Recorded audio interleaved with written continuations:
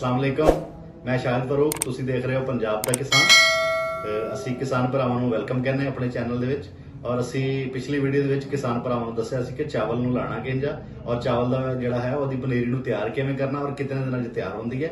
ਅਸੀਂ ਪਿਛਲੀ ਵੀਡੀਓ ਜਿਹੜੇ ਦੋਸਤਾਂ ਨੇ ਜਿਹੜੇ ਫਾਰਮਰਸ ਨੇ ਸਾਡੀਆਂ ਵੀਡੀਓ ਦੇਖੀਆਂ ਨੇ ਉਹ ਜਿਹੜਾ ਹੈ ਉਹਦੇ 'ਚ ਅਸੀਂ ਪਨੀਰੀ ਨੂੰ ਤਿਆਰ ਕਰਨ ਔਰ ਪਨੀਰੀ ਨੂੰ ਸ਼ਿਫਟ ਕਰਨ ਦਾ ਪੂਰਾ ਜਿਹੜਾ ਹੈ ਉਹ ਮਰਹਲਾ ਅਸੀਂ ਦੋਸਤਾਂ ਨਾਲ ਡਿਸਕਸ ਕੀਤਾ ਸੀ। ਤੇ ਅੱਜ ਦੀ ਵੀਡੀਓ ਦੇ ਵਿੱਚ ਅਸੀਂ ਆਪਣੇ ਕਿਸਾਨ ਭਰਾਵਾਂ ਨੂੰ ਦੱਸਾਂਗੇ ਕਿ ਚਾਵਲ ਨੂੰ ਪਨੀਰੀ ਤੋਂ ਬਾਅਦ ਚਾਵਲ ਫੀਲਡ ਦੇ ਵਿੱਚ ਸ਼ਿਫਟ ਕਿਵੇਂ ਕਰਨਾ ਔਰ ਸ਼ਿਫਟ ਕਰਨ ਤੋਂ ਬਾਅਦ ਉਹਦੇ ਤੇ ਕਿਹੜੀ ਬਿਮਾਰੀ ਆਉਂਦੀ ਹੈ ਔਰ ਉਸ ਤੋਂ ਬਾਅਦ ਕਿਹੜੀ ਖਾਦ ਦਾ ਇਸਤੇਮਾਲ ਹੁੰਦਾ ਔਰ ਅੱਛੀ ਪੈਦਾਵਾਰ ਲੈਣ ਵਾਸਤੇ ਕਿਹੜੇ ਮਰਾਹਲ ਦੇ ਅੰਦਰ ਕਿਹੜੀ ਖਾਦ ਇਸਤੇਮਾਲ ਕੀਤੀ ਜਾਂਦੀ ਹੈ। ਪਨੀਰੀ ਸਾਡੀ ਰੈਡੀ ਹੋ ਗਈ, 22 ਤੋਂ 32 ਦਿਨ ਦੀ ਪਨੀਰੀ ਸਾਡੀ ਤਿਆਰ ਹੋ ਗਈ। ਹੁਣ ਅਸੀਂ ਚਾਵਲ ਸ਼ਿਫਟ ਕਰਨ ਜਾ ਰਹੇ ਹਾਂ। ਚਾਵਲ ਸ਼ਿਫਟ ਕਰਨ ਵਾਸਤੇ ਕਿਹੜੇ ਮਰਾਹਲ ਤੋਂ ਗੁਜ਼ਰਨਾ। ਸਭ ਤੋਂ ਪਹਿਲਾ ਜਿਹੜਾ ਮਰਹਲਾ ਜ਼ਮੀਨ ਦੀ ਤਿਆਰੀ। ਜ਼ਮੀਨ ਨੂੰ ਅਸੀਂ ਜਿਹੜਾ ਹੈ ਉਹ ਅੱਛੀ ਤਰ੍ਹਾਂ ਹਲ ਚਲਾਵਾਂਗੇ। 2 ਤੋਂ 3 ਸੀਆਂ ਲਾਉਣ ਤੋਂ ਬਾਅਦ ਅਸੀਂ ਉਹਦੇ 'ਚ ਪਾਣੀ ਛੋੜਾਂਗੇ। ਪਾਣੀ ਛੋੜਨ ਤੋਂ ਬਾਅਦ ਟਰੈਕਟਰ ਦੇ ਜ਼ਰੀਏ ਕੱਦੂ ਕਰਾਂਗੇ। ਕੱਦੂ ਕਰਨ ਦਾ ਮਤਲਬ ਜ਼ਮੀਨ ਨੂੰ ਨਰਮ ਹਾਲਤ ਦੇ ਵਿੱਚ ਲਿਆਣ ਕੇ ਉਹਦੇ 'ਚ ਪਾਣੀ ਦੀ ਮੌਜੂਦਗੀ ਦਾ ਹੋਣਾ ਜ਼ਰੂਰੀ ਹੈ।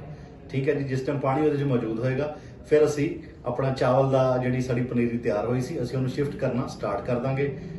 ਜਿਸ ਟਾਈਮ ਸਾਡਾ ਪੂਰਾ 1 ਏਕੜ ਦੇ ਵਿੱਚ ਸਾਡਾ 2.5 ਤੋਂ 3 ਮਰਲਾ ਪਨੀਰੀ ਜਿਹੜੀ ਹੈ ਲੱਗੇਗੀ। ਉਸ ਤੋਂ ਬਾਅਦ ਸਾਡਾ 1 ਏਕੜ ਚਾਵਲ ਕੰਪਲੀਟ ਹੋ ਗਿਆ। ਉਸ ਤੋਂ ਬਾਅਦ ਸ਼ਿਫਟ ਹੋਣ ਤੋਂ ਬਾਅਦ ਅਗਲਾ ਮਰਾਹਲ ਜਿਹੜਾ ਹੈ ਉਹਦੇ 'ਚ ਜੜੀ ਬੂਟੀਆਂ ਨੂੰ ਕਿਵੇਂ ਕੰਟਰੋਲ ਕਰਨਾ ਹੈ। 48 ਤੋਂ 72 ਘੰਟੇ ਦੇ ਅੰਦਰ ਸਾਡਾ ਚਾਵਲ ਸ਼ਿਫਟ ਹੋ ਗਿਆ। ਉਸ ਦੇ ਅੰਦਰ ਜਿਹੜਾ ਹੈ ਅਸੀਟਾ ਕਲੋਰ ਦਾ ਛਿੜਕਾਓ ਕਰਾਂਗੇ। ਅਸੀਟਾ ਕਲੋਰ 100 ml ਦੀ ਬੋਤਲ ਜਿਹੜੀ ਲਵਾਂਗੇ ਉਸ ਨੂੰ ਜਿਹੜਾ ਹੈ 100 ml ਬੋਤਲ ਜਿਹੜੀ ਹੋਏਗੀ ਉਹਨੂੰ ਪਾਣੀ ਨਾਲ ਫਿਲ ਕਰਾਂਗੇ ਔਰ ਉਹਦੇ ਉੱਤੇ ਢੱਕਣ 'ਚ ਸਰਾਖ ਕਰਾਂਗੇ।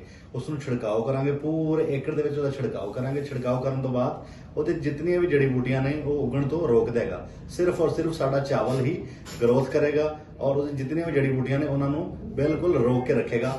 ਅਸੀਟੋਕਲੋਰ ਨੂੰ ਜਿਸ ਟਾਈਮ ਸ਼ਿਫਟ ਕਰਨਾ ਇਹ ਜ਼ਿਹਨ 'ਚ ਰੱਖਣਾ ਹੈਗਾ 48 ਤੋਂ 72 ਘੰਟੇ ਤੋਂ ਜ਼ਿਆਦਾ ਟਾਈਮ ਨਾ ਹੋਇਆ ਹੋਵੇ। 48 ਤੋਂ 72 ਘੰਟੇ ਦੇ ਅੰਦਰ ਜਿਹੜਾ ਹੈ ਉਹ ਚਾਵਲ ਸ਼ਿਫਟ ਹੋਇਆ ਹੋਵੇ ਉਸ ਟਾਈਮ ਹੀ